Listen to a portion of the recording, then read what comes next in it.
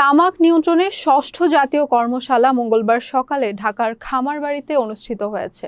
বাংলাদেশ তামাক বিরোধী জোটের সমন্বয়ক সাইফুদ্দিন আহমদের সভাপতিত্বে আয়োজিত উদ্বোধনী অনুষ্ঠানে স্বাগত বক্তব্য রাখেন প্রত্যাশা মাদক বিরোধী সংগঠনের সেক্রেটারি জেনারেল হেলাল আহমেদ।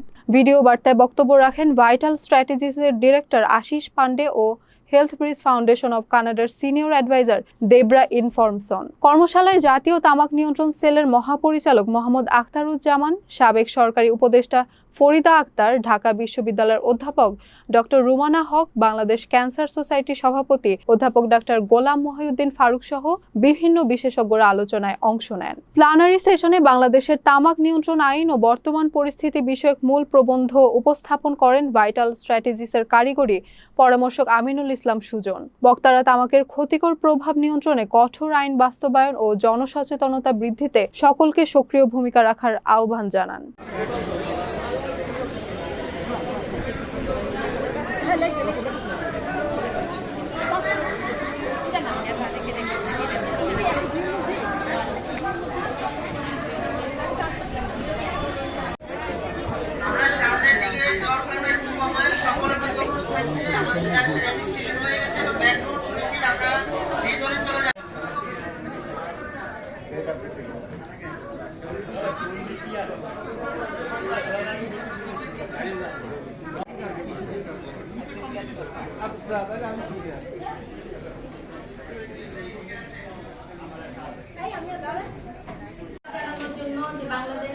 বাংলাদেশের যে তামাক নিয়ন্ত্রণ আইনটা আছে সেই আইনটাকে তারা কিছুটা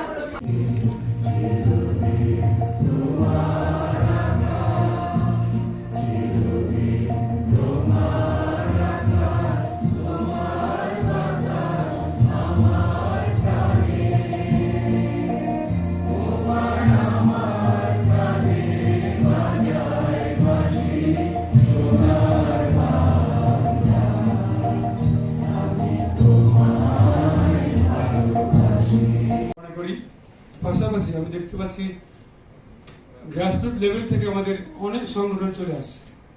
দেশের জন্য এটা একটা সম্পদ। তো সেই হাওরে টাঙ্গুয়ার হাওরে যখন গেছি আমি তখন